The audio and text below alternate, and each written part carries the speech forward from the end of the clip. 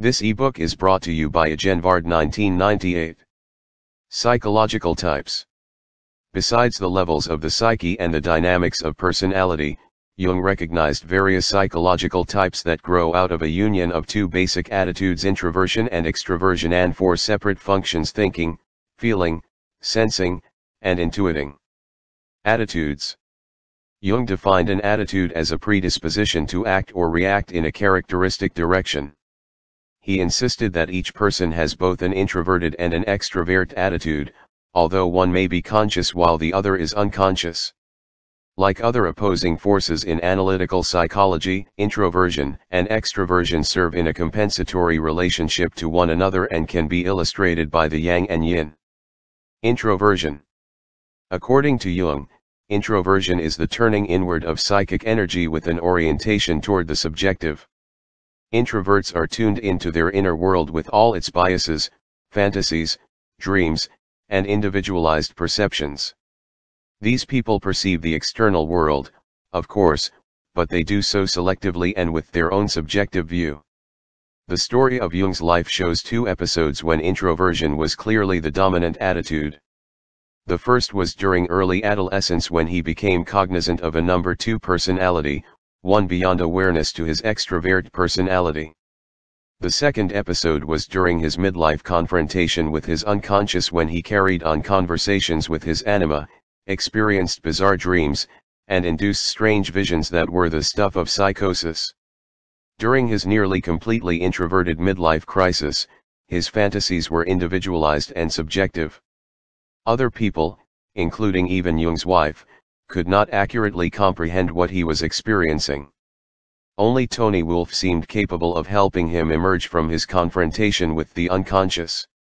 During that introverted confrontation, Jung suspended or discontinued much of his extrovert or objective attitude. He stopped actively treating his patients, resigned his position as lecturer at the University of Zurich, ceased his theoretical writing, and for 3 years, found himself utterly incapable of reading a scientific book. He was in the process of discovering the introverted pole of his existence.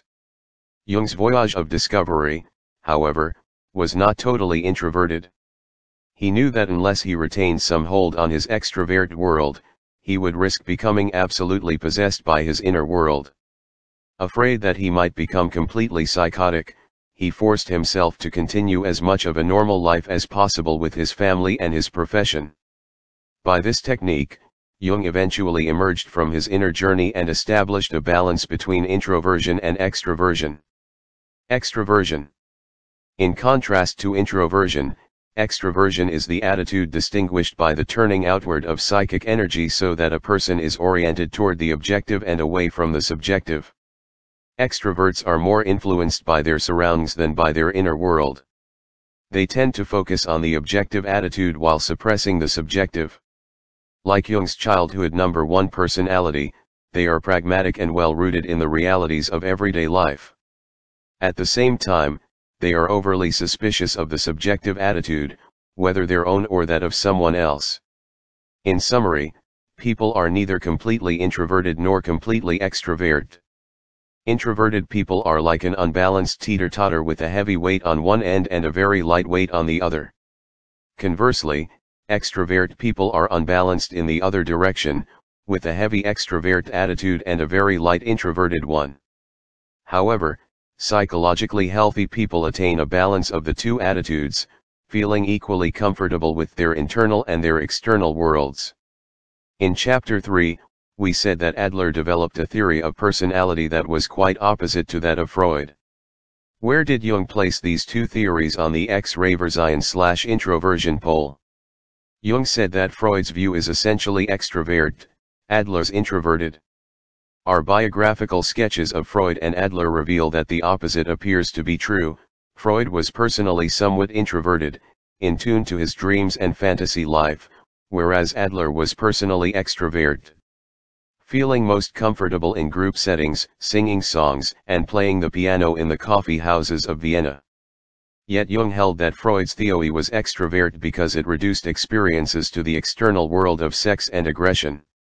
Conversely, Jung believed that Adler's theory was introverted because it emphasized fictions and subjective perceptions.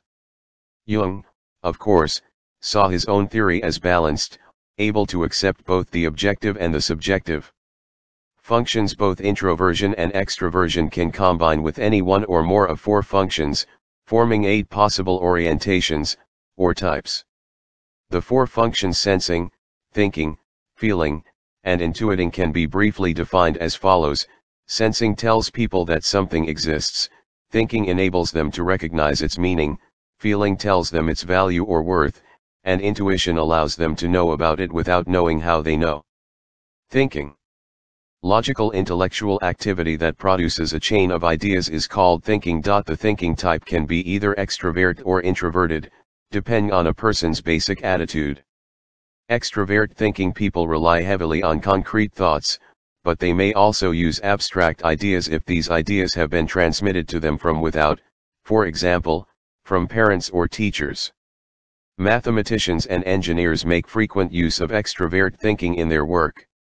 Accountants, too, are extrovert thinking types because they must be objective and not subjective in their approach to numbers. Not all objective thinking, however, is productive. Without at least some individual interpretation. Ideas are merely previously known facts with no originality or creativity. Introverted thinking people react to external stimuli, but their interpretation of an event is colored more by the internal meaning they bring with them than by the objective facts themselves. Inventors and philosophers are often introverted thinking types because they react to the external world in a highly subjective and creative manner, interpreting old data in new ways.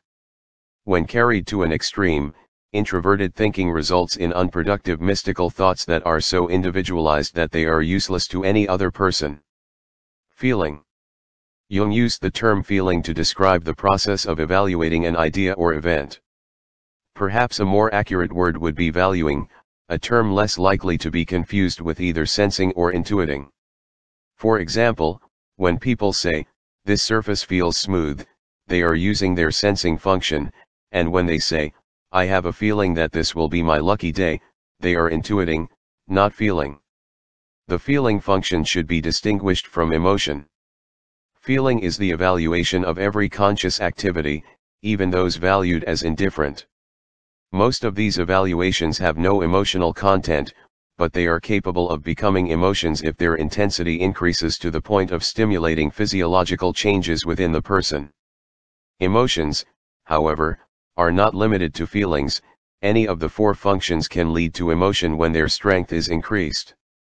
Extrovert feeling people use objective data to make evaluations. They are not guided so much by their subjective opinion, but by external values and widely accepted standards of judgment. They are likely to be at ease in social situations, knowing on the spur of the moment what to say and how to say it. They are usually well liked because of their sociability, but in their quest to conform to social standards, they may appear artificial, shallow, and unreliable. Their value judgments will have an easily detectable false ring. Extrovert feeling people often become business people or politicians because these professions demand and reward the making of value judgments based on objective information. Introverted feeling people base their value judgments primarily on subjective perceptions rather than objective facts. Critics of the various art forms make much use of introverted feeling, making value judgments on the basis of subjective individualized data. These people have an individualized conscience, a taciturn demeanor, and an unfathomable psyche. They ignore traditional opinions and beliefs, and their nearly complete indifference to the objective world, including people, often causes persons around them to feel uncomfortable and to cool their attitude toward them. Sensing. The function that receives physical stimuli and transmits them to perceptual consciousness is called sensation. Sensing is not identical to the physical stimulus but is simply the individual's perception of sensory impulses. These perceptions are not dependent on logical thinking or feeling but exist as absolute, elementary facts within each person. Extrovert sensing people perceive external stimuli objectively, in much the same way that these stimuli exist in reality. Their sensations are not greatly influenced by their subjective attitudes. This facility is essential in such occupations as proofreader, house painter, wine taster, or any other job demanding sensory discriminations congruent with those of most people. Introverted sensing people are largely influenced by their subjective sensations of sight, sound, taste, touch, and so forth. They are guided by their interpretation of sense stimuli rather than the stimuli themselves. Portrait artists, especially those whose paintings are extremely personalized, rely on an introverted sensing attitude. They give a subjective interpretation to objective phenomena yet are able to communicate meaning to others. When the subjective sensing attitude is carried to its extreme, however, it may result in hallucinations or esoteric and incomprehensible speech. Intuiting. Intuition involves perception beyond the workings of consciousness. Like sensing, it is based on the perception of absolute elementary facts, ones that provide the raw material for thinking and feeling. Intuiting differs from sensing in that it is more creative, often adding or subtracting elements from conscious sensation. Extrovert intuitive people are oriented toward facts in the external world. Rather than fully sensing them, however, they merely perceive them subliminally. Because strong sensory stimuli interfere with intuition, intuitive people suppress many of their sensations and are guided by hunches and guesses contrary to sensory data.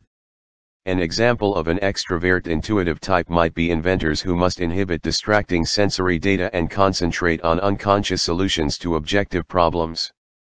They may create things that fill a need few other people realized existed. Introverted intuitive people are guided by unconscious perception of facts that are basically subjective and have little or no resemblance to external reality. Their subjective intuitive perceptions are often remarkably strong and capable of motivating decisions of monumental magnitude. Introverted intuitive people, such as mystics, prophets, surrealistic artists, or religious fanatics, often appear peculiar to people of other types who have little comprehension of their motives. Actually, Jung believed that introverted intuitive people may not clearly understand their own motivations, yet they are deeply moved by them. The four functions usually appear in a hierarchy, with one occupying a superior position, another a secondary position, and the other two inferior positions. Most people cultivate only one function, so they characteristically approach a situation relying on the one dominant or superior function. Some people develop two functions, and a few very mature individuals have cultivated three.